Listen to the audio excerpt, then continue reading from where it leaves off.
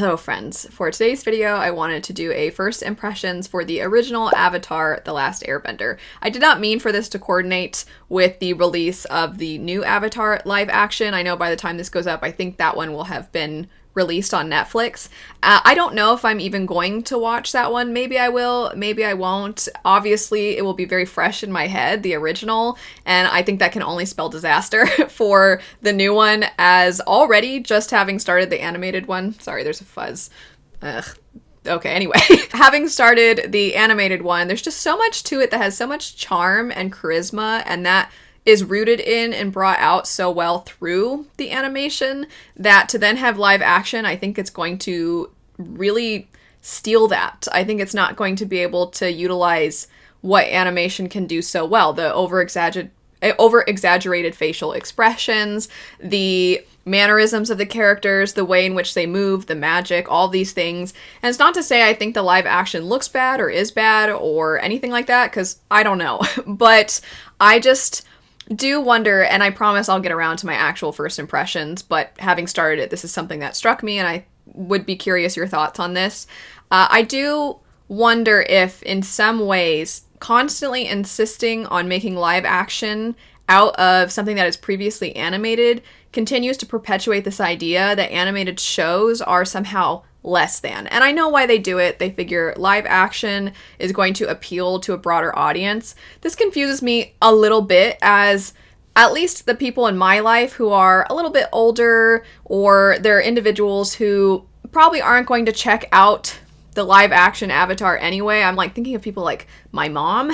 I think she would be more likely to watch an animated version of this show alongside my nieces or something like that than for her to sit down and be introduced for the first time ever to this live action. I guess what I'm saying is I don't see adults sitting down who have no nostalgia, who don't care at all about things that are family friendly and things like that. I don't see them getting introduced to this for the first time. Maybe they will. I'm sure those people exist, and if you're one of those people, let me know.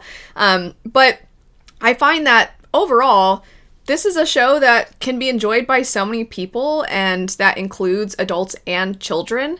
And children, I don't know, I guess I would have to look into it and look to see if any studies have been done, but I would imagine that children are perfectly fine watching a cartoon. I don't know that they need to see something as live action, and thus far, from the first 5 episodes I've watched, I think this show is really good. There's a part of me that's like, leave it alone. It's a whole conversation that probably doesn't need to be had, but I'm just enjoying this show, and I'm kind of sad that the animation apparently isn't enough. Maybe that's a really pessimistic way to look at it. Maybe I should look at it optimistically and think, oh, so many new viewers are going to come to it, and really probably grow to love it, so maybe I need to focus more on that. But what are your thoughts? Do you feel like animated to live action is a little bit of a slap in the face to the hard work of the animators and all the efforts the voice actors have to put in, since you aren't seeing them themselves, you're having to hear their voices? What are your thoughts? But anyway, now getting into the actual impressions. This is going to be very, very casual. I just wrote down notes either at the end of each episode that I watched or while I was watching, and I just wanted to chat through some of those things with you. Maybe I'll attempt to make some predictions. I'm a little worried because I fear my predictions will be really off and I'll look stupid, but you know, that's fine. That's part of the fun of making predictions.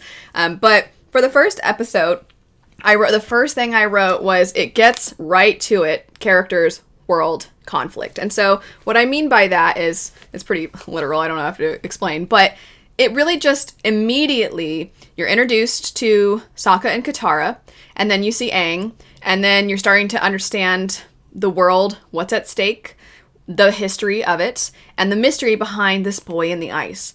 And it gets to it so well without feeling like a giant exposition dump on you where, okay, let me explain everything. It didn't feel like that. It felt very organic and very seamless, to a point where I actually feel like it's kind of a masterclass in how to get to the point at the beginning of a story. And I sort of miss that. I think nowadays, so many, I don't know if it's just because of the things I pick up, whether it be books or shows I'm watching, it can take some time. You really have to wait and get introduced to everybody and puzzle together who is who. And I kind of miss a story that gets straight to the point and in a way that is so well done. So I did really appreciate that. I had a quote too for, I think, what was establishing a good job of the characters, where one of them says, I haven't done this since I was a kid, and then the other one says, you're still a kid. And that exchange was between Aang and Katara. And to me, that quote already is showing that Katara is accustomed to and views herself as the grown-up, the person to care for everybody else, kind of the parent. And I'm sure it's rooted in the fact that Katara and Sokka don't have their parents anymore, and that has impacted them, and you're seeing glimpses of it, I imagine. So I guess here's a prediction already. I imagine that's going to come to fruition a little bit stronger later, that you're going to really see how the loss of their parents has affected them. But I think that in and of itself already does such a good job of it. And that's the kind of subtlety that I find it's a good job of showing the characters without telling you, I've been so sad ever since this happened, and I feel like I have to be the mom of the group. It doesn't do that. It just has this simple exchange in the middle of this fun thing. And I think, obviously, I'm viewing this as an adult. It's a subtlety that's maybe a little bit more obvious to me. But if you're a younger viewer and you're sort of just starting to get introduced to storytelling and the way in which characters can be developed, and you don't even quite realize why, I think this is a good example of that, as if I'm right, and later on we do see a little bit more of how the loss of their parents has affected them, then I imagine it's not like it's going to be a big shock to kids. They might just not know why it felt like they already were maybe able to piece that together. Anyway, so I thought that quote was really well done. And then I also wrote for Sokka, as he's obviously a lot, I said I think he's trying to fill the role of protector, but he has this mistake where his depictions of physical strength are to him what it means to actually be strong. And that, I think, is explaining why he is sexist. And it's a similar thing where the loss of a parent has affected them. And I think that where, kind of understandably in the small village, we see Katara taking on this sort of maternal role. And you're seeing her brother, as he is, it would seem, I think, the oldest boy left in the village, because you see him training the other ones. It would seem that he feels like, I'm supposed to protect everybody. I'm the boy. I'm the one that's going to be strong. And then in his mind, strength is not doing everything he can to be the best that he can be, to elevate himself, to be calm, respectful, to listen, and to care for people.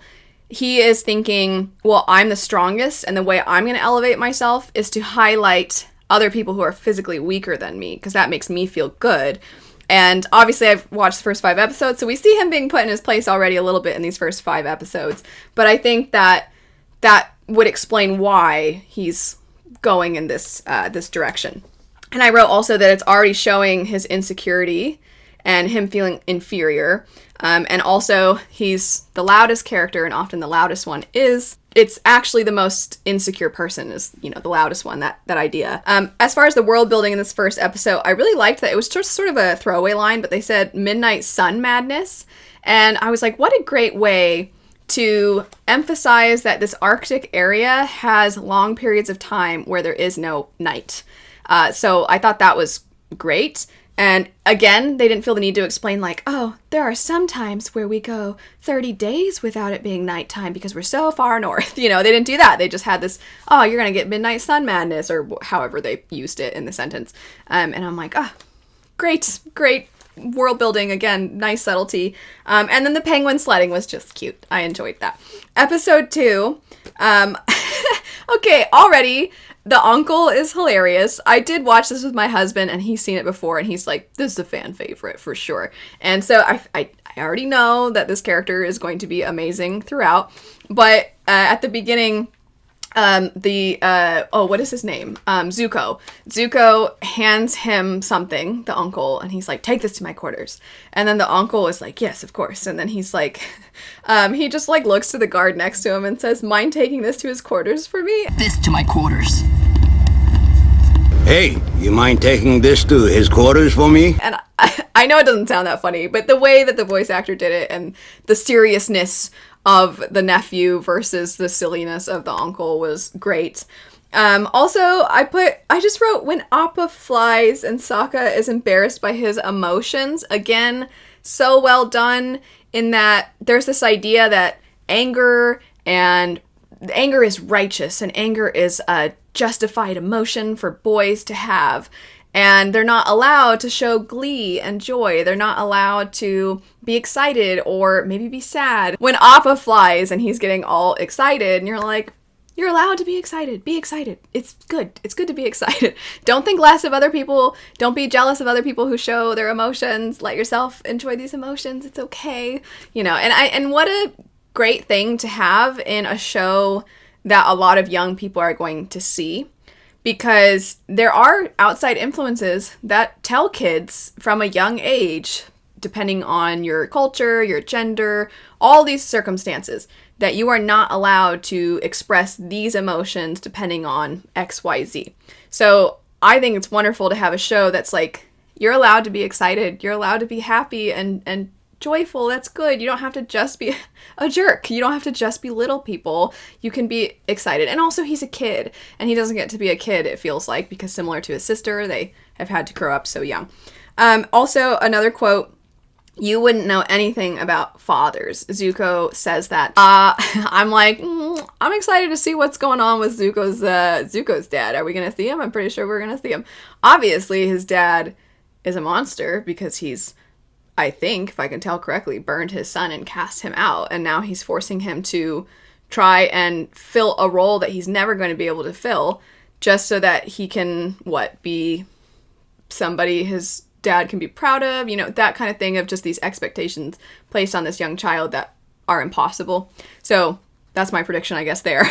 And then I put fun action scene on the boat. That was a cool scene. Episode 3, blubbered seal jerky. I wrote that down just again. Great world building, because that does seem like definitely something that they would eat in this colder climate. My fault entirely when the uncle is just knocking stuff over. So this is the scene with the general. It's obviously filled with tension, and Zuko and this other general are talking, and then the uncle's just in the corner just knocking stuff over. And the fact that he says, "Oh, my fault entirely," when it's like, well, yeah, there's nobody around. How is your search for the Avatar going? My fault entirely. Aang finding out that everyone died, I put is appropriately sad, because at first it starts with like, oh, he's been trapped in the ice for, gosh, it's gotta have been 100 years. And then to have it settle on him, everybody I knew, everything I had in my life is gone. Everybody's dead. Is sad. And so I was glad that you get to see that very human moment, because Aang thus far has been just a silly, loving boy who's happy-go-lucky, and so I think it was important to have this, even though it sounds so mean to say, but it was good to have this sad thing realized. It made him feel, I think, more like a realistic character there. The air temple was cool. I wrote that down in my notes. And Zuko's uncle says that he has honor after that fight. And Zuko, who's been so serious and callous the whole time, says, "Did you really mean that?" I just feel for this character so much already. I have a feeling that they're going to have maybe the best arc in the show over the course of at least this season, maybe the whole show, but I just don't see them as the long-term antagonist. I could see his father becoming a long-term antagonist and him switching sides. Maybe I'm wrong. I don't know. Does he tragically die? I don't want him to tragically die. Please don't. I want him to have a really cool redemption arc, and then I want him to be friends with the others. That would be nice. Episode 4. I put the Aang appreciation montage is hilarious. So when all these like little kids in this village are so enthralled with Aang, and there's that part where a painter goes to draw him with another little child from the village, and then every time he looks up from the painting, there's more kids, and just other silly things with the kids following Aang everywhere. I thought that was really fun. The show is funny, and this is what I mean by what I was talking about at the beginning, of there being elements that are funny and charming and charismatic that... How are they going to do that in live action? Are just suddenly more and more kids going to be in the scene? I don't think so. So that kind of humor and stuff, I'm like, that's what makes animated shows so fun and hilarious, is because they can really utilize... Sorry, I feel like I'm getting so high-pitched and annoying right now and squealy. But I just find that these are the sorts of things that I think make animated shows great. And this is what is really great for shows also for a younger audience, is because you can have the outlandishness in it, and watching it as an adult, it's still funny. It's not just mindless, endless, stupid jokes or noises or anything like that. It's good. It's really good. Anyway, I said Sokka being put in his place. I like that. And Aang calling Katara jealous. I was like, poor Katara. Her brother is annoying to her, and Aang, I feel like, is sweet, but then he's being kind of condescending to her here, and she's just always by herself. She just wants to know how to use her water powers, and she's so nice to everybody, and she cares about everybody, and she's wise, and I'm like, underappreciated much. This was a good thing to have. It shows Aang is a person, that he is capable of getting swept away in adoration, and he matured very quickly. He learned his lesson, and he realized, like, oh, my friend Katara is my friend, and I shouldn't be mean to her. And I also put how much more enriching life is when you put your pride aside.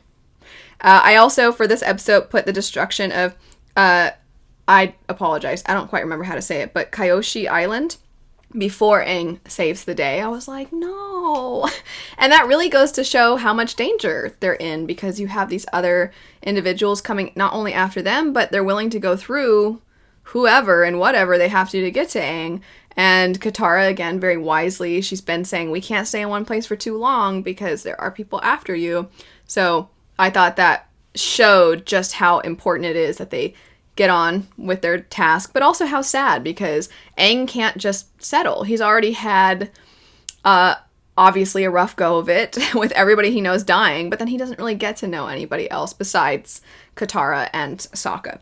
Episode 5, weakest one by far. I was kind of disappointed that the one I decided to end on was the weakest. Not a filler episode, because it was an important episode, and you got to actually see somebody that Aang knew when he was young, so there was that, which I figured out, because I even said when they showed the kid version of this person, I was like, why did they draw him so weird? I said that right when they showed him, and then when they showed the old man, I'm like, oh, that's why, because it's the same guy, so they're giving us a very obvious cue of, like, look at he looks funny. But anyway, I thought it dragged out too much, and I was like, okay, I get it. He's making him use his mind to come up with different ways around the problem, and not everything's going to be direct, and, whatever. But the earthbending city was so cool, and the way in which they use their powers to build their way of life, I thought was awesome. And I wrote, Aang just wants to be a child, and specifically a child of his time, because you keep seeing him talk about all the things he wants to do. And it's just showing like he's still a little boy, because he keeps wanting to be like, let's go ride this thing like a slide, and we can use magic to make it go even faster. Except for they don't call it magic. They're like, no, it's bending, it's different, but you're like, it's magic. But yeah, he just wants to be.